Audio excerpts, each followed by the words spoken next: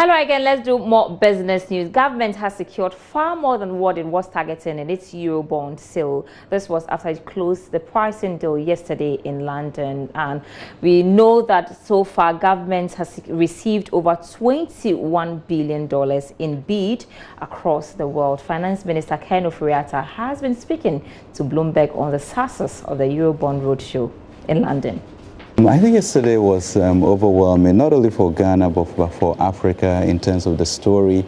Today the IMF board sits for hopefully the successful conclusion of Ghana's program and therefore an exit. And therefore the market in our mind has overwhelmingly endorsed the policies we've gone through the past 2 years and their comfort that going forward the country is in a good position to do well. So essentially we came out for $3 billion and amazingly in 3 tranches of 7-year, 12-year and 31-year, and all of those were overwhelmingly oversubscribed, as you mentioned. At some point, $22 billion ended up at 19.9, in which we closed with $3 billion. Minister, good morning. It's Manis in Dubai. With that kind of good appetite, I'm bound to ask you, will you come back to the market in 2019? And maybe even more so, would you even consider or deny that you will go for 100-year bonds? What do you think?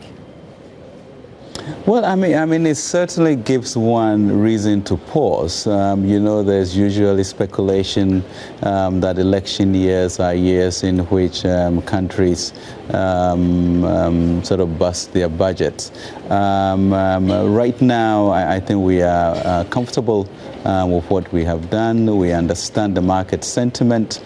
We usually have a mid-year review to see how we are doing with the budget, and those are when we make decisions for that. As you know, we have some financial restructuring that we have to do with the microfinance institutions and special deposit institutions such as the savings and loans, and that has to be catered for in the budget, and we'll see how we finance those. So can I just briefly confirm then, is the possibility of a century bond off the table for good? Can you confirm that or not?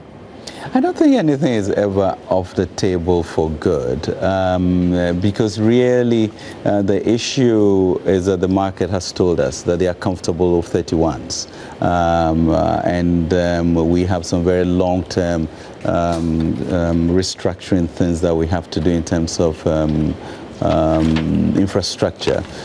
So we'll have to work with the market to see whether they are interested in a longer tenure bond for us to do that. But it won't be a unilateral decision. Sure. To be a decision that makes sense for the market. And we don't need to call it century bond. Maybe it's a 50-year something, if that is what the market calls for.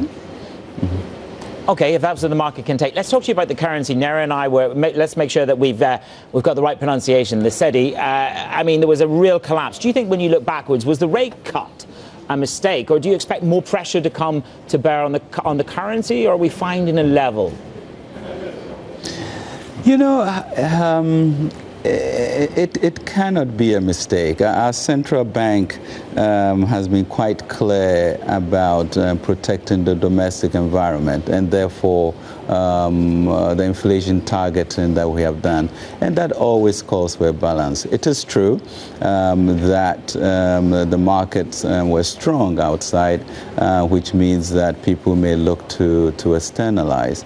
But actually the fundamentals, as the governor will let you know, have always been very strong, and we really call this a speculative bubble.